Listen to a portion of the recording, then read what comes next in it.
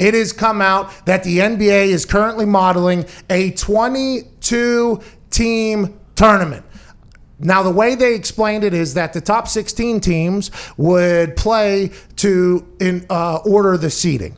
So the 16 teams that are already in the playoffs, 8 from the West, 8 from the East, they'll play against each other just to determine seeding. Like, hey, who's coming out of the quarantine in better shape? Who's going to be a good team? Those who were good before the quarantine doesn't mean that they're good now. We got to replay for the reseeding. And then 6 teams would opt in or play a round-robin style tournament to potentially pick up the bottom 2 seeds so the teams can still make it. 4 teams from the West, 1 team from the East. We thought this was potentially or 2 teams from the East. So 5 teams from the West, 1 team from the East. We thought this was all potentially to get Zion in there. Now it's also probably for Damian Lillard to get in there and other players. They're trying to make it as competitive as possible. Nobody fully understands how it's going to look. But the one concern for the NBA was if we do this 22-team tournament thing, 6 teams play in for a spot, then we got 8 and 8, 16-team tournament. Let's do this thing. We finish it up in October. Here we go.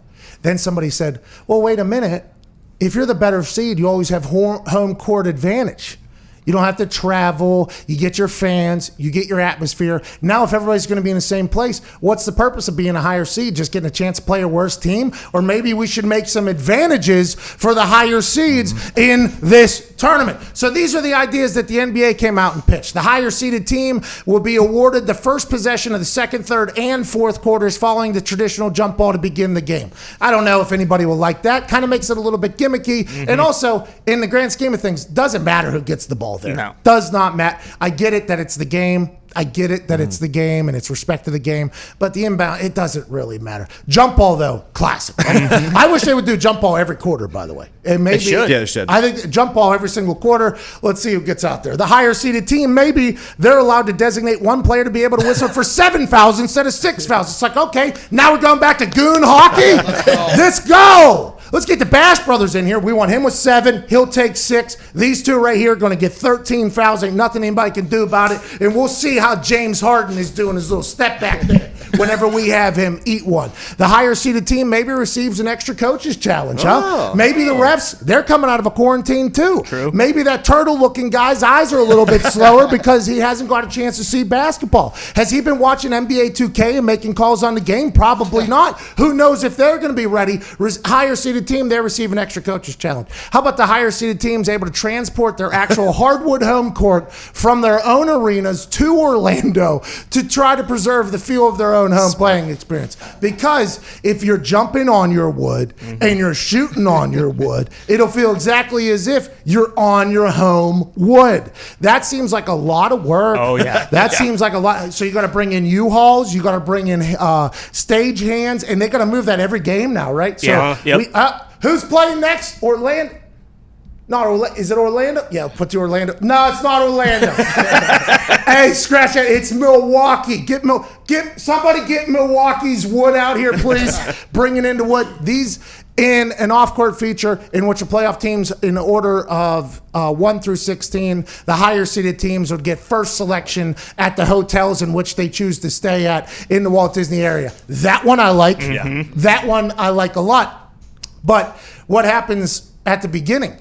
Like at the beginning when they're playing these games to see who's the highest seed, where are they staying? Is a team staying in the Motel 6 because they don't have as many high-profile players, and then they get hot, and then all of a sudden they go from Motel 6 to Cinderella's Castle? Is that something that happens? Because I think that would make it a little bit interesting. There is a worry down in Walt Disney that there won't be enough 5-star hotels to keep up with everybody. So this is actually a good idea. The other 4 kind of make it a gimmicky thing. You can't do it. There's already an asterisk next to it because it is the COVID championship, which is one that will not be easy to win. It might be harder to win due to the fact that you're never home.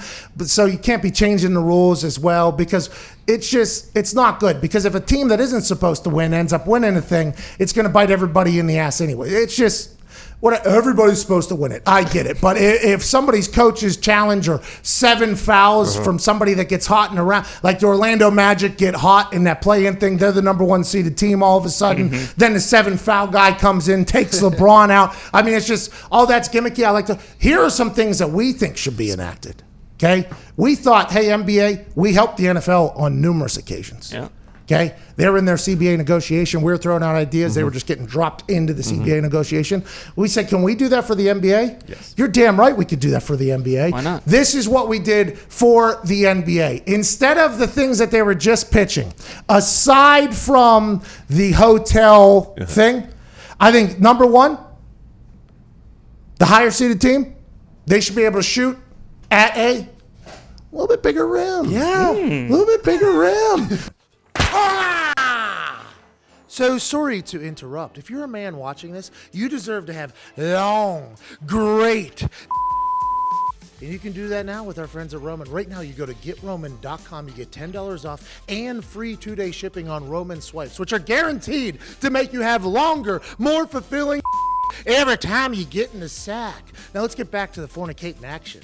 Just make that thing about a half-inch bigger. I mean, just a half-inch bigger. Yeah, they might score 200 points because any shot you see miss is normally banking off. And if you just get a little bit bigger. But, hey, what are we doing? Are we not benefiting the higher-seeded teams? The higher-seeded teams are allowed to designate somebody that gets 7 fouls. Why can't we just have them shoot at a rim? And you're already going to move the wood. Just get somebody, take that rim off. Yep. Take it down to the other end of the court each quarter, then you move. How about this? Lower seeded team has to shoot at a double rim.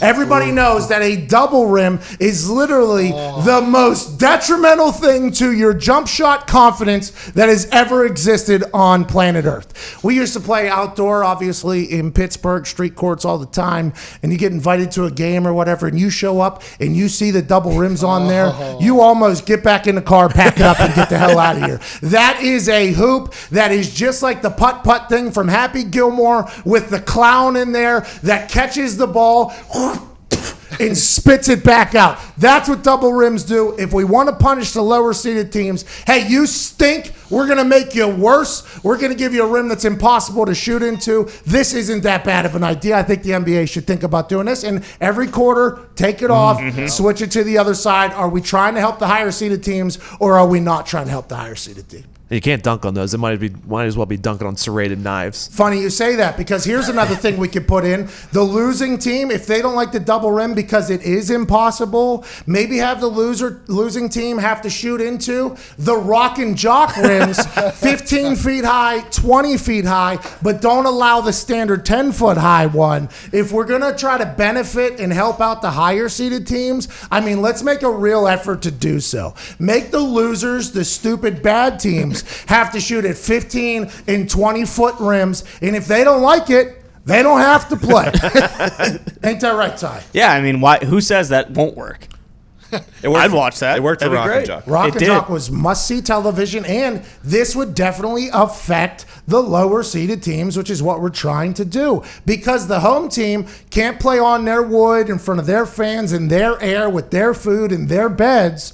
The lower-seeded team has to shoot at a 15-foot rim. It's only fair. How about this? If none of these work for you, I like this one. The higher-seeded team has a chance to put a trampoline inside the paint, just like Slam Ball used to have. Oh, yes. Okay? Higher seeded team, you played better in the early tournament to seed these teams, so you know what you get? You get a padded trampoline like the parkour kids on Instagram, and you can take off from anywhere. Just like everything else, at the end of the quarter, the trampolines that have been built into the court will get taken out, moved down to the other end, and the wood will be put back on there for the losing team to go against. I mean, did you just save basketball? Well, maybe not yet, because this next one wasn't even my idea. This was the Big Three's idea. Oh, yeah. If you want to give a higher seeded team an advantage, why not give them a 4-point shot like they had in the Big Three? Instead of worrying about the 7 fouls and designated this and another coach's challenge, just give them a 4-point shot to the higher seeded team. And if you don't like that, give them a trampoline. Give them a bigger rim. Let's really affect this thing if we're going to try to help people out. Other things to be considered. Other things that we should consider, maybe lower seeded team is not allowed to cross over a basketball. there are no handles allowed by the point guard. You must look like John Stockton dribbling the ball down the court. Lower seeded teams are allowed one crossover per quarter. Per quarter. You must dribble it very high like Stockton back in the day. It has to resemble 90s basketball. Only one handle. Now, you can do an in and out. Yep. Twice, though, because two of those make one full Yeah, crossover. true. Yep. So you can do two in and outs or one full crossover a quarter if you're a lower seeded bad basketball team, because we would like to help out the higher seeded team. Also, maybe think about making the lower seeded team have to play their entire roster. So those last 7 guys that are just taking up space on the bench, cheering and celebrating, even Mark Cuban in this particular case, they all have to play at least 5 minutes. Let's make sure the higher seeded teams have a home court advantage. Genius. Genius. Absolutely genius. Genius.